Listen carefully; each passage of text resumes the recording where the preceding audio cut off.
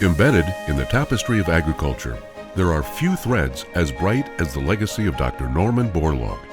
His journey, marked by tireless dedication and unwavering commitment, serves as a beacon of hope in our collective fight for global food security. With the launch of DialogueNEXT, the World Food Prize Foundation embarks on a transformative experience visiting the landmarks and milestones of Dr. Borlaug's career. From the fields of Mexico to the subcontinent of India and Pakistan and the vast breadth of Africa, we pay homage to the pivotal moments that shaped his remarkable legacy. But our journey is not solely about revisiting the past. It is about charting a course for the future in a world grappling with the specter of hunger and inequity. As we convene these vital conversations, we do so with a sense of purpose and urgency.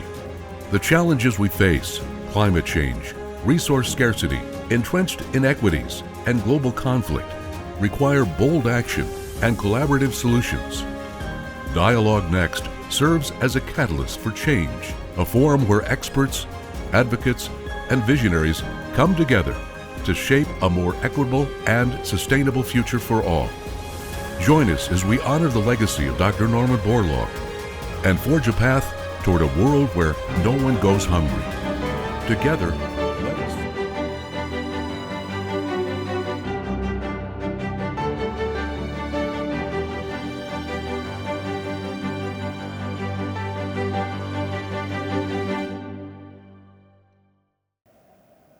Now, we invite our distinguished guest to perform the traditional lighting ceremony. The lighting of the ceremonial oil lamp symbolizes the triumph of light over darkness, wisdom over ignorance, and good over evil. This ceremony marks the beginning of academic and professional events and signifies the inner light, spiritual growth, and the dispelling of negativity.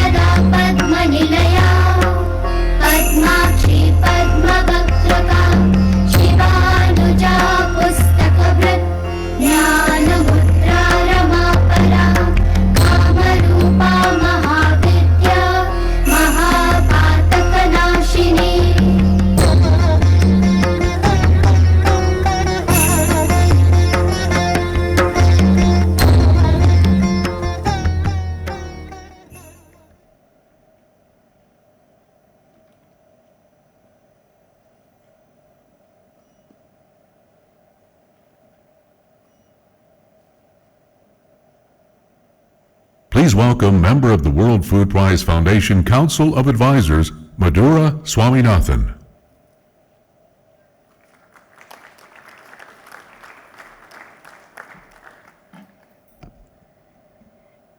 Good morning. In India, the story of Dr. Norman Borlaug is not read in books. It is lived in the fields, in the harvests, in the granaries that once stood empty. His footsteps are still heard here, carried in the soil of Punjab and in the fabric of a nation that refused to accept famine as its fate. It is in that spirit that we gather today for DialogueNEXT, not merely another convening of thought leaders, but a journey that asks us to walk in Dr. Borlaug's footsteps, to revisit the landscapes that shaped his vision, and ask ourselves the question he would ask: how do we nourish the world? How do we give every child a future free from hunger? How do we focus not on problems, but on solutions and progress forward? So what comes next? That's what DialogueNEXT is all about. Today, I welcome you here on behalf of my dear friend, Mashal Hussain, President of the World Food Prize Foundation. For the last 17 years at the foundation, Mashal has devoted herself to carrying forward Dr. Borlaug's vision and ensuring that his legacy speaks not only of the past, but of the future. DialogueNEXT is her brainchild, and you will see her vision reflected in all segments. The World Food Prize Foundation convenes a diverse array of stakeholders regularly to advance human development through food security. The DialogueNEXT was created to take these convenings from Iowa to other parts of the world, tracing Norman Borlaug's footsteps and revisiting landmarks preserving his legacy. DialogueNEXT was launched in March 2024. The first convening was in Washington, D.C., and the event was Seeds of Equity, Women Driving Growth, a convening that highlighted the pivotal role of women in global food security and in fostering peace through innovation. The DialogueNEXT continued in July 2024 in partnership with CIMMYT at their global headquarters in Texcoco, Mexico. Held on World Population Day, the event addressed the challenge of ensuring food security for a surging population. Earlier this year, DialogueNEXT convened in Washington, D.C. under the theme, A Root Awakening. Building on this tradition, today the foundation is proud to partner with CIMMYT, the Borlaug Institute for South Asia, and the Indian Council of Agricultural Research to convene DialogueNEXT in India.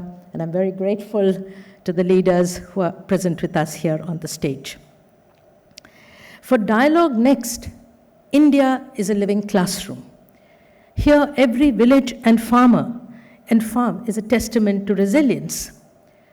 And the lessons of the Green Revolution echo through generations in the hands of farmers, in the laboratories of scientists, in the policies that shape food security, and in the hearts of children who eat better. This is a country that understands the stakes, that has lived through the consequences of hunger, and that continues to show the world what it is possible to achieve with the convergence of science and policy. This convening is closely intertwined with Dr. Borlaug's story, but also with mine. The very first World Food Prize laureate was my father, Dr. M.S. Swaminathan, whose partnership with Borlaug and hundreds of other scientists helped transform India from scarcity to self-reliance. Together they stood in the fields, very close to us. You see the photograph at the entrance, and proved that innovation and dedication can change a nation. I'm very proud that since then there have been 7 more World Food Prize laureates from India. India holds the record, and I hope it continues to do so. Let me digress on a personal note. Many of you know that it was images of war and famine, of starvation during the Great Bengal Famine of 1943 that led my father to agriculture. When he arrived at IARA at the Pusa campus, he was shaken to see the aftermath of partition. Fast forward 2 decades. Borlaug visited India in 1963. Before he left, surrounded by skeptics, administrators, and others, Swaminathan asked him, "Do you think your wheat could do for India what it has done in Mexico?" Borlaug hesitated. The new varieties had not been tested here. The next day, he flew to Pakistan. To cut a long story short, officials there feted him, but dismissed the seeds. Early next morning before his flight, 2 young scientists took him to the far corner of an experimental farm, and there were 4 beautiful plots growing Mexican dwarf varieties. On the flight back, he wrote a memo to the Rockefeller Foundation, and the rest we know is history. We owe a debt to those two young Pakistani scientists. The lesson for me is that international cooperation, South-South cooperation, was critical to the scientific agricultural revolution. Let us strive to foster peace through agriculture and cooperation. This two-day gathering, Dialogue Next, as I said, is a remarkable collaboration between the World Food Prize Foundation, CIMMYT, the Borlaug Institute for South Asia, and the Indian Council of Agricultural Research. Together, these partners have woven a program that reflects the richness of our global food system. Before we begin, it is important to take a moment to thank our donors and knowledge partners. The SM Sehgal Foundation, Jain Irrigation, Mosaic, Myco and Grow Indigo, the Protection of Plant Varieties and Farmers' Rights Authority, PPFVA, the Indian Agricultural Research Institute, and the Trust for Advancement of Agricultural Sciences. Dr. Paroda is here on stage.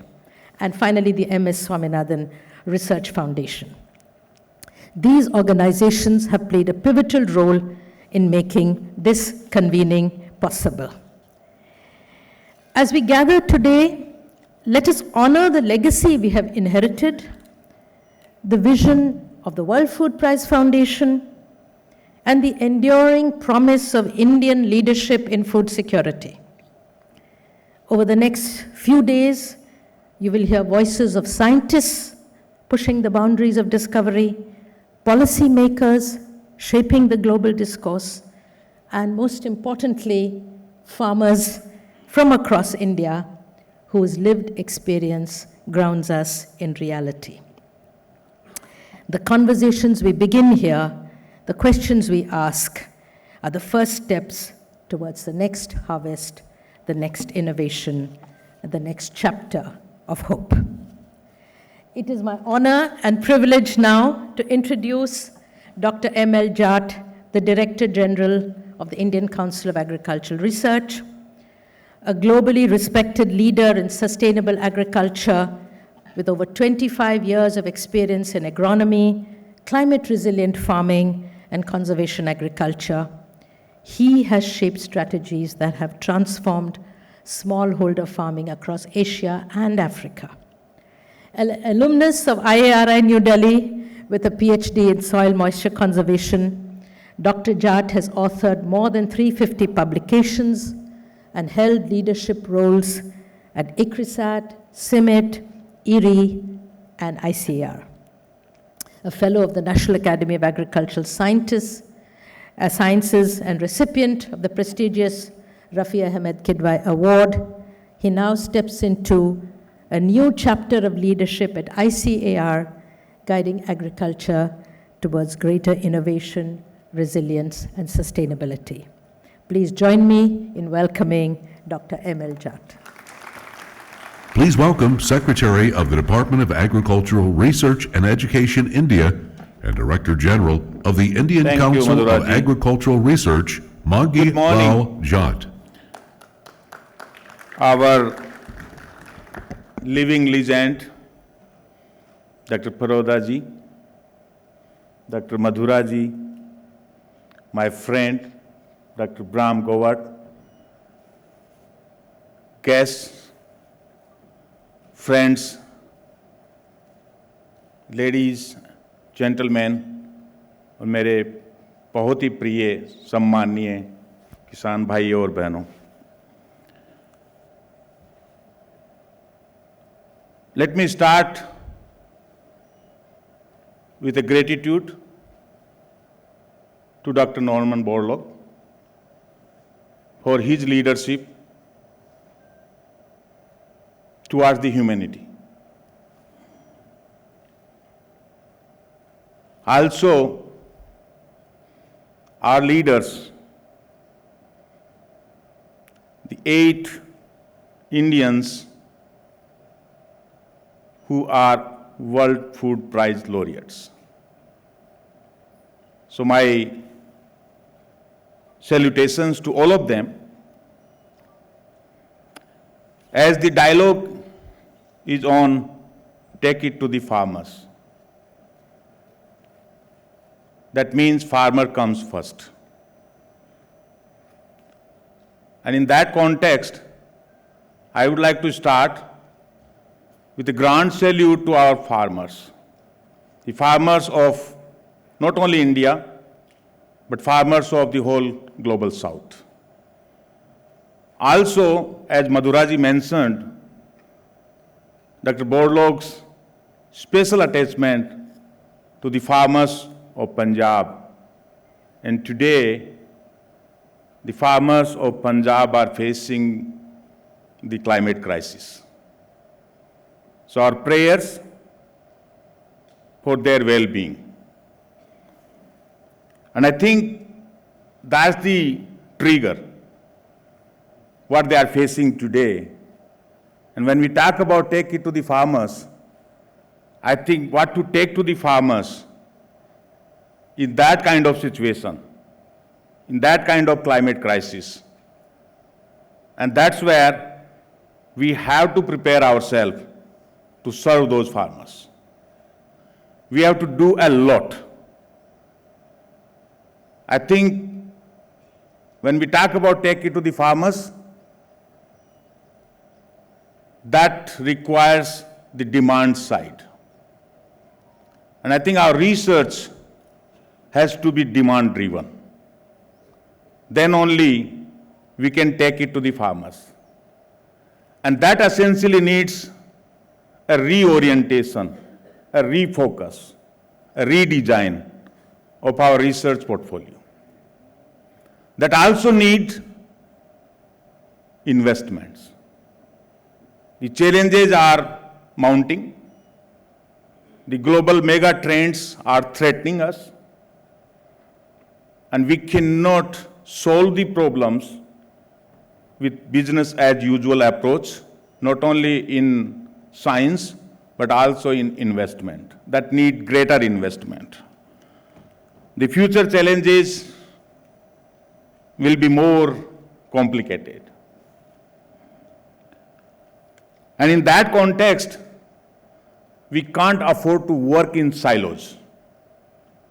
When I say silos, silos not only at a country level, but I think global level. We all need to work together.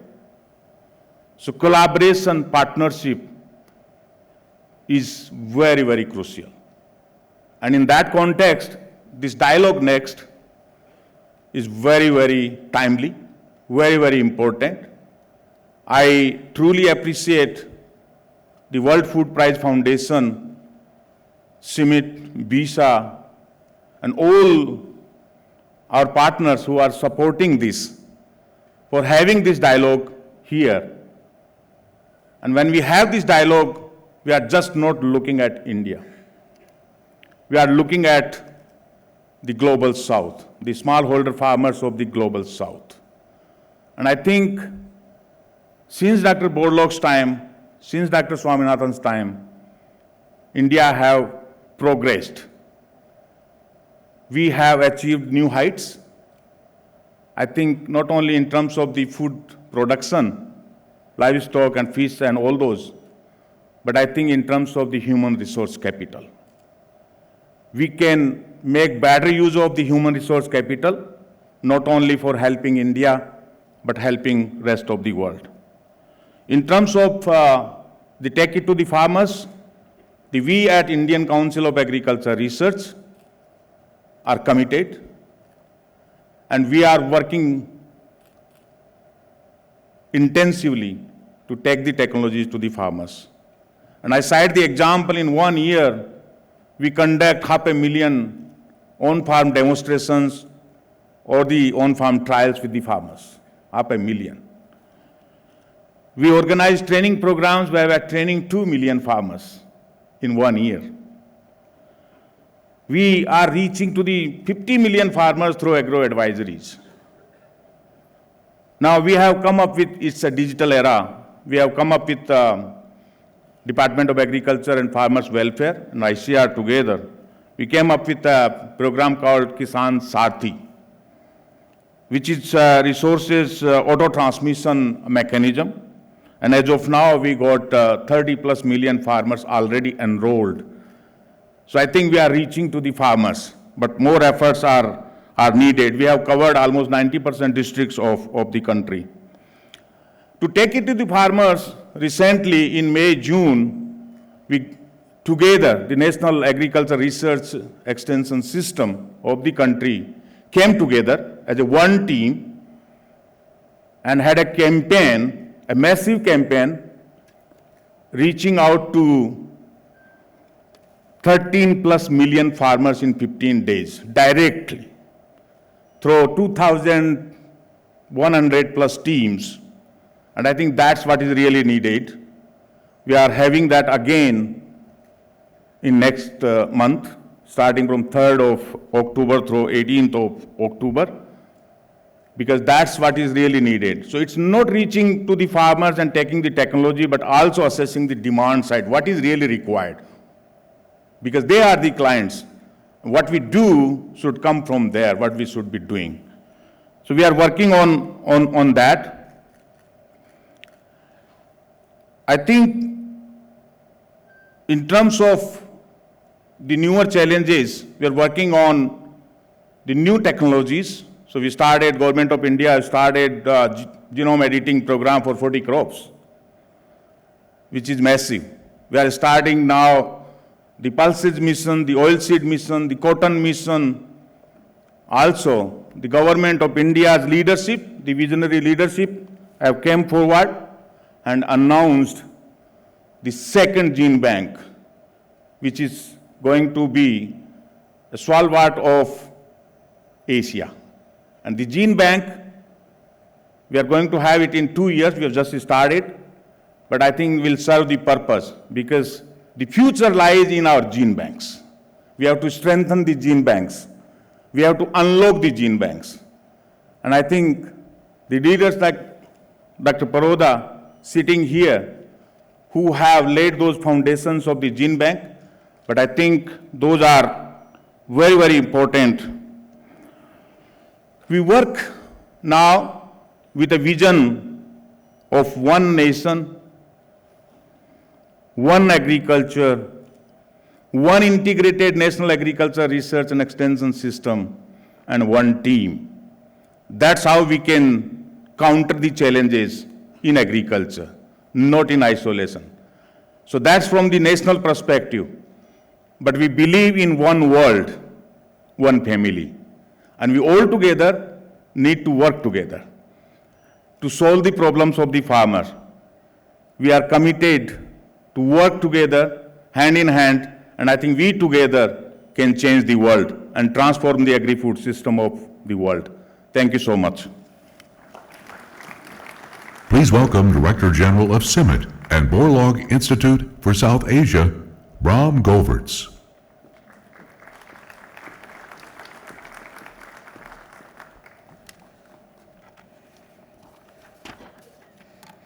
Good morning, everyone, and welcome to this special meeting, this Dialogue Next. I will slightly break with the protocol and first and foremost welcome the many, many farmers that are here accompanying us, because in the end, if it's take it to the farmer, you are the main audience of today. So maybe a round of applause for them.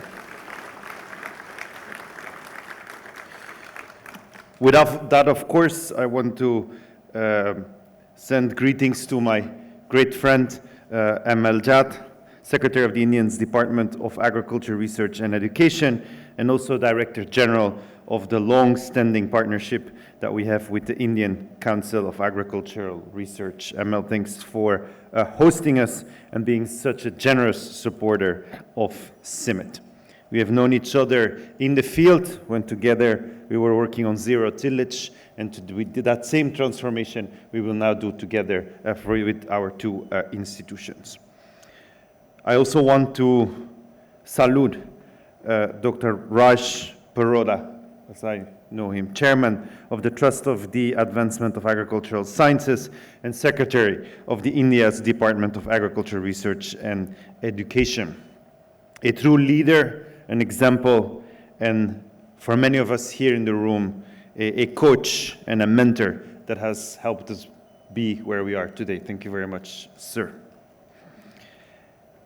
Of course, also Madhura Swaminathan, who is the head of the analysis unit, India Statistical Institute, but especially who's carrying the legacy of her father. And we have been having many, many discussions around how to take it to the farmers. So thank you for that. Our conversations will be reflected in this event. With that and all protocol observed, I am not going to say hi to all the big friends in the room, dignitaries, ex-secretaries, ambassadors, board members. Thank you for joining us here. Special shout out to the colleagues of the World Food Prize. This partnership started in Mexico, and it is today here in India, following the footsteps of Dr. Borlaug. Ladies and gentlemen, esteemed colleagues and friends, it is an honor to be here with you.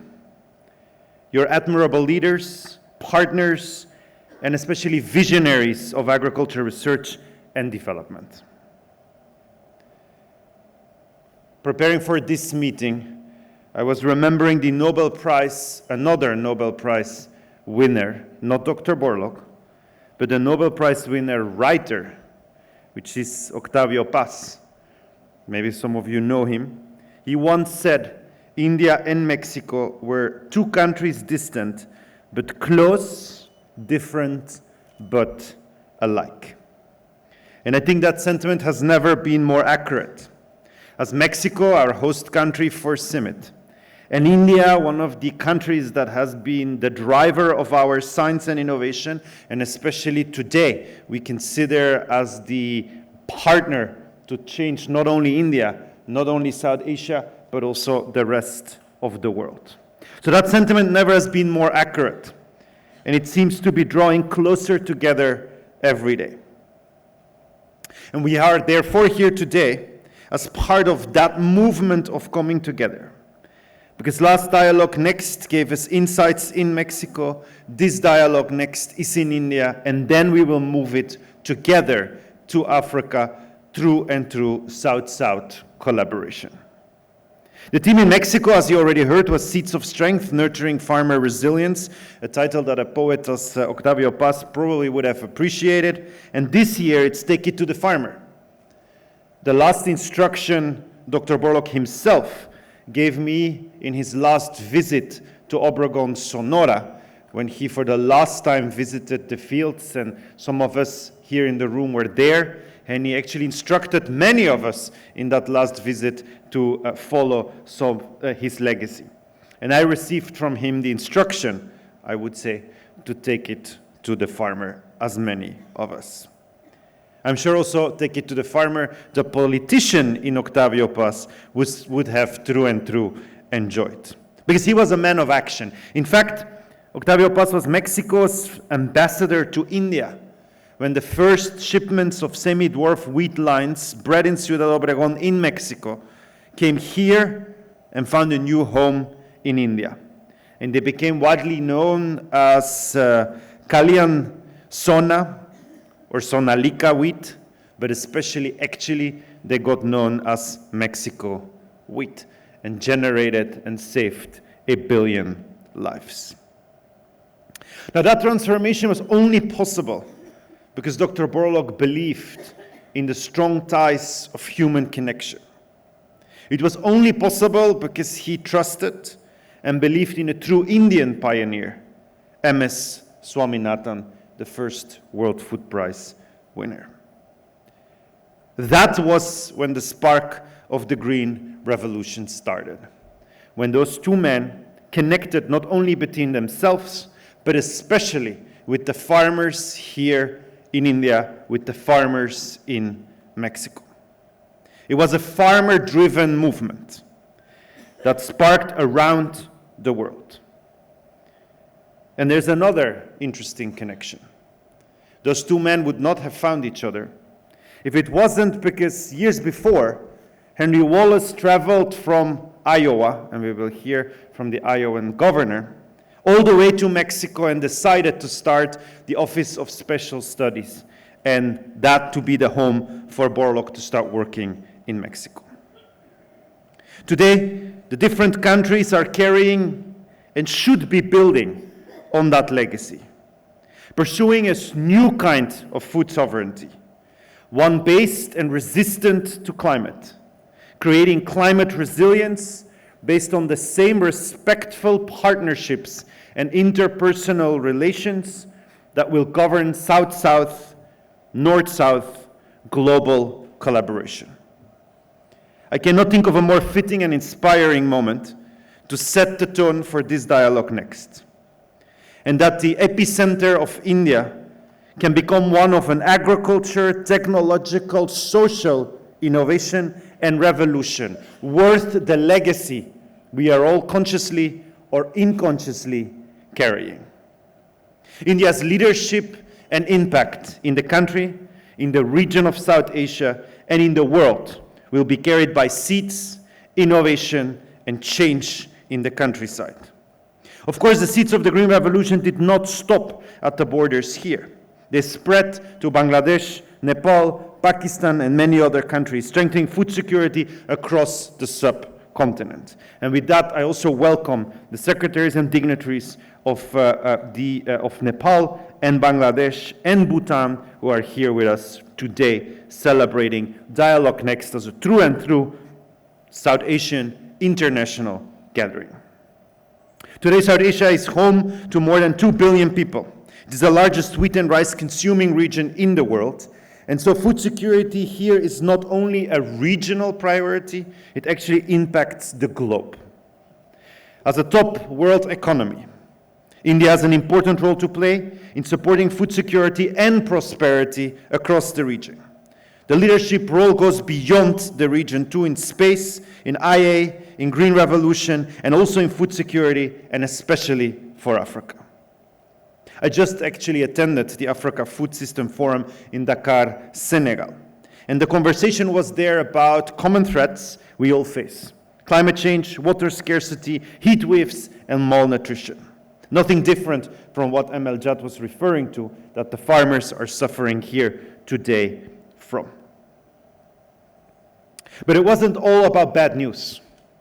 It was also about, the energy of Africa's youth, the energy of many female farmer innovators, the energy of young entrepreneurs, the energy of those that want to do things differently. And let that be exactly the same energy that I found when we landed here in India. So both the urgency and the opportunity is clearly there. And that's exactly the same that Mexico and India tapped into more than 80 years ago. That's exactly the same we can tap into today to transform the African continent through South-South collaboration to make the globe a food-secure world. Dialogue Next is therefore so important. And as all of the host institutions here, the World Food Prize, ICAR, CIMIT, BISA, we all have a role to play in setting the tone of that South-South collaboration and take it to the next level. I therefore want to thank the participation of the World Food Prize for working hard to bring us together in this important convening, and for always calling international attention to the importance of agriculture and innovation, not only in Iowa, but during the year in the different events that are championed by you. ICAR is one of the largest national agricultural research systems in the world.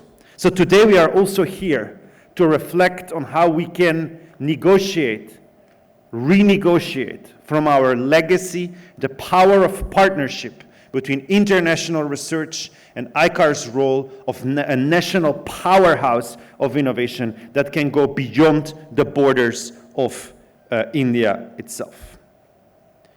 Already India ranks second worldwide in the production of rice, wheat, cotton, fruits and vegetables, and the value of its agriculture exports exceed US 4.6 billion.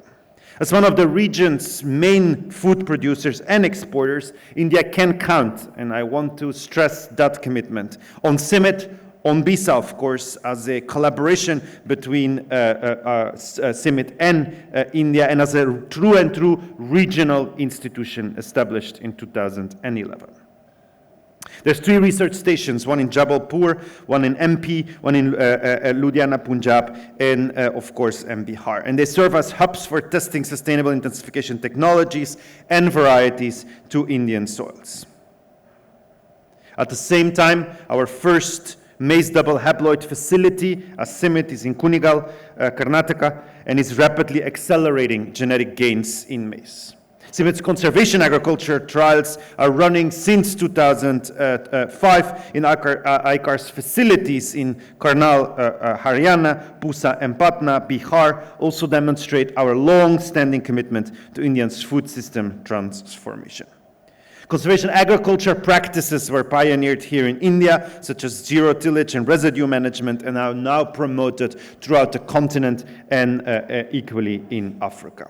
This shows that we have delivered strongly R&D outputs. 90% of spring wheat varieties released in South Asia in the last 3 decades can be traced back to the ICAR-CIMMYT fruitful partnership.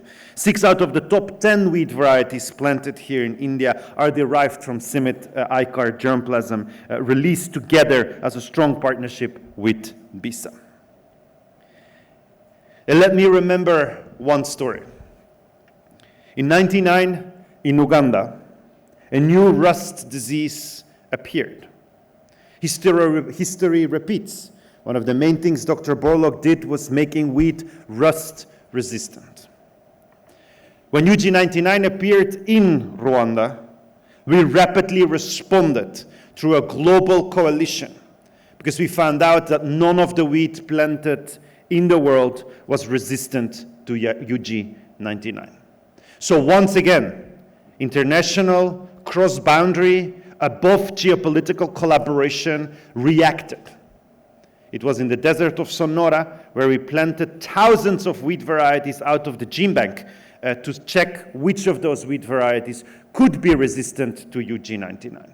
Because we wanted to avoid a COVID for wheat that would affect global wheat production and deprive potentially consumers from pasta, bread, from all those nice wheat products that we eat almost every day.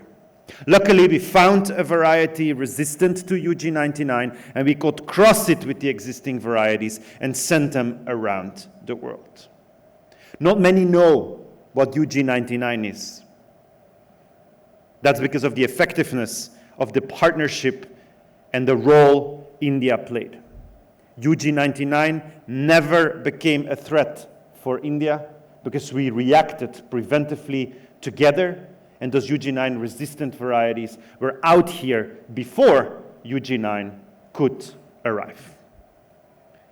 It was that rust breakout that also inspired us to set up a global surveillance system that today in 40 countries is continuously monitoring the appearance of new diseases and the capability to react. But unfortunately, I also must inform you, it is my obligation to keep you all aware of what is going on, that surveillance system is under threat because of the global funding situation. We have been used to a business continuity insurance. Indian society has been used to ICAR as a business continuity insurance. The global community has been used to having CIMMYT as a business continuity insurance.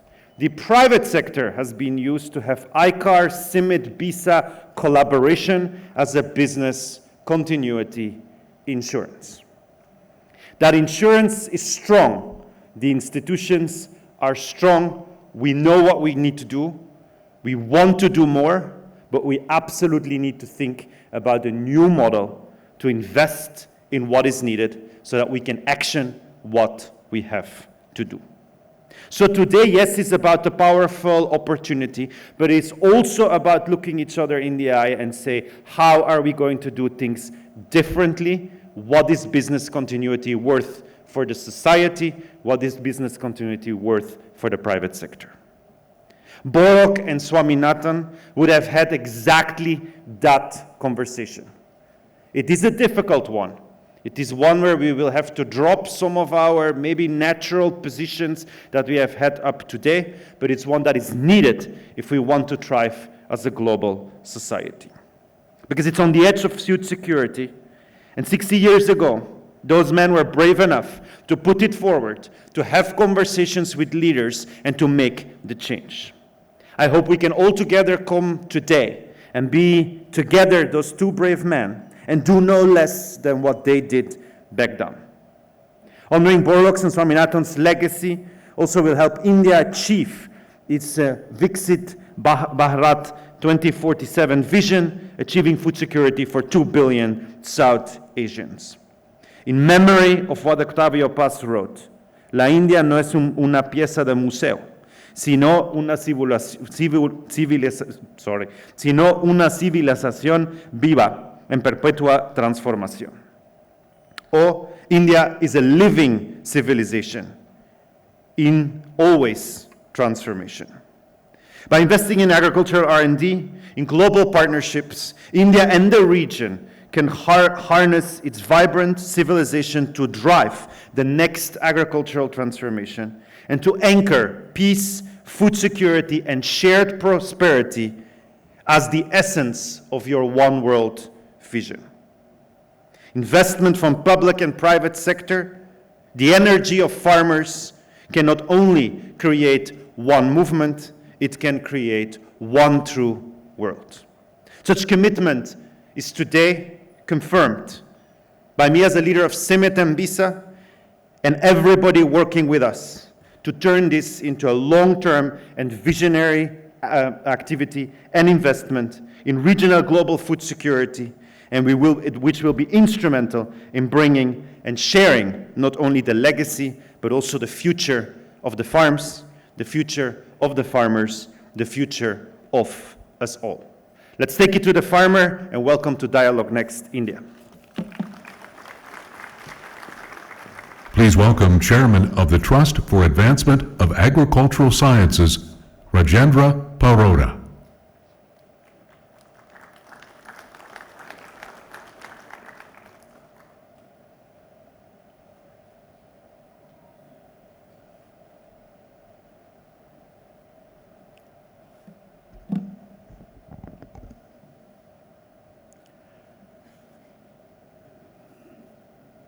Good morning to everyone. Honored our leaders here on the podium, Madhuraji, Dr. M.L. Jat, Dr. Braham, distinguished guests, ladies and gentlemen. Madhuraji had mentioned about Bengal famine. And I am a living example of that, because I was born during that period, that year, when 3 million people had died, not because of any other disease, but because of hunger. The worst example which ever this world had noticed. Then, when I joined this particular institute, which is called Indian Agriculture Research Institute, where the seeds of Green Revolution were born. And I was fortunate to have been the PhD student working on wheat with Dr. Swaminathan, Dr. Borlaug, Dr. A.B. Joshi. We were importing wheat to the extent of 10 million tons, and we didn't have money to buy that. From there, we have come today to a level where India not only self-sufficient, meeting its demand for the highest population in the world today, 1.46 billion, but we also are surplus to the extent that we can tomorrow become a global player. So from food shortage to food surplus is a very satisfying journey, and this could have not been possible had the seeds, we call them miracle seeds, were not brought in here and given to our farmers. And the focus of this session is that take it to the farmers. I would say it is already with the farmers. This nation has shown that you can meet a crisis with the help of science, partnership, institutions, and policy support. When I asked Dr. Borlaug, what do you think are the cradles of success for green revolution, which you are not realizing in Africa, despite of your work for 2 decades there, then he said, Raj, from where do we bring policy support? From where do we get institutions like IRI? From where do I get scientists like Dr. Swaminathan? And from where do I get farmers of Punjab and Haryana who are willing to spend once they know technology works? Since then, we have moved a great length, and today our requirement of wheat is around 90 million tons. Wheat production this year had been 117 million tons. Our productivity is around 3.6 tons. We are aiming now to become number 1 in the world in the next decade. We have already left US behind, and we are hoping that we will also leave China behind, because we have the potential of increasing the productivity levels by bringing in more scientific use, innovations, and to address the second generation problems of green revolution. We know that over these 6 decades, there had been overexploitation of natural resources, be it soil, water, biodiversity, and we are also aware that factor productivity decline has taken place, and there is inefficiency of nutrient use, whether fertilizer, pesticides, or even energy. It gives hope, because when you have larger area than anywhere in the world under wheat today, we had this dialogue about 2 years back by the Trust of Advancement of Agriculture Sciences, and I also bring to your kind notice that when we organized about a decade ago that whether India will be able to achieve 100 million tons, Dr. Rajaram, who is unfortunately no more, but was one of the, again, World Food awardees, he at that time said that this is a very ambitious goal, possibly by 2015 we may not achieve. And we achieved that by 2017. Now it is 217. China's production is around, 117, and China's production is around 132. So it's not much difficult if with this area, if we can achieve 5 tons per hectare productivity by bringing in efficiency in our production systems. We can improve soil health. There are technologies, regenerative agriculture, organic farming, effort on biofertilizers, biopesticides, zero-till. We have achieved in rice wheat production system around 4.5 million hectare area already under zero-till system, and we have potential of doubling it in next decade. But it requires more serious effort. It would require more investment in agriculture research for development. We are craving for the support, the kind of support that we got when there was a crisis in the country. Now it seems there is a sense of complacency. And we can be a global player for supply when war-torn regions who used to supply wheat are not able to do so efficiently. India has all the potential of doing that. And in the process, I also feel that we need to bring in more partnership. We need to help our farmer. Government has changed its name of the ministry from Ministry of Agriculture to that of Ministry of Agriculture and Farmers Welfare. We are now saying, in Hindi I would say, Bharat एक कृषि प्रधान देश रहा है, but हमने कृषक को प्रधान कभी नहीं बनाया. So what I mean to say is that agriculture was the backbone for our economy in the past, but we never made farmer first. So now is the time to make farmer first.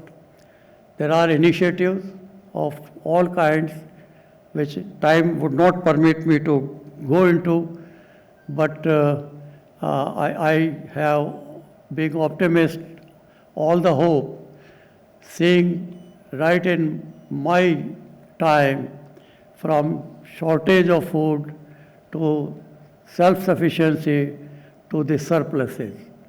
And we have to now have better vision and long-term goals in terms of being partner and see as to how we can help the other countries where food is needed. In fact, this dialogue was planned to have been organized here in India, because the right place to have started this dialogue first was this nation, from where Green Revolution took place. But COVID did not allow us that time, and then the two dialogues were held in the US. But I am happy that the third dialogue has come here. I am grateful to World Food Foundation, also to CEMET, and also to ICR for having this happen. This dialogue will trigger the process of taking the legacy of our great leaders, Dr. Borlaug and Dr. M.S. Swaminathan, called fathers of Green Revolution. And this nation is proud of what they did. We are happy that this centenary year was held, celebrations were held right in this hall about 20 days back. And we are also happy that Dr. M.S. Swaminathan has been honored with the highest award by the government, Bharat Ratna. And Dr. Borlaug had received the Padma Vibhushan, which is the next second highest civil award. From Trust, we organized an award in the name of Dr. M.S. Swaminathan to recognize his contributions not only here, but to the rest of the world. And we are happy that the first awardee was Dr. Borlaug, and he was given Dr. M.S. Swaminathan Award from the then President Dr. APJ Abdul Kalam. Since then, many others have received it. In the hall, I see Dr. Vassal is there, who had received World Food awardees. We are happy that from India, out of awards that have been given, I think after US, maximum awardees are from India, 8 of them. 4 are no more with us. So our prayers for peace to their soul, and we are proud that Dr. Borlaug, Dr. Swaminathan, and Dr. Barwale, the father of seed sector in India, without which possibly this all would have not happened, also made great contribution. And Dr. Barwale was the first seed man to have received the World Food Prize. I, with these words, would like to conclude saying that future is before us, which is bright. No doubt, droughts, floods, climate change. We have now climate resilient varieties, heat tolerant varieties. Maybe we have to now go in for flood resistant varieties as well, the way things are happening. But with the greater support for breeding and to guard against the diseases that are still a danger, whether it is rust, whether it is also the black rust from Uganda, UG99, or now blast, which has come over the last few years. We can control them if there is global and regional partnership. And with this kind of initiative, I have all the hope that we will not only continue taking the baton which was given to us by Dr. Borlaug and Swaminathan, we will take the message that they passed on to us, that you can't have peace on empty stomach. And therefore, we'll see that there is no empty stomach in the world. Unfortunately, after COVID, from 800 million, it has again reached 1 billion. We will have to help those nations and people and see that everyone has right to survive with sufficient food to eat. With this, I thank you very much.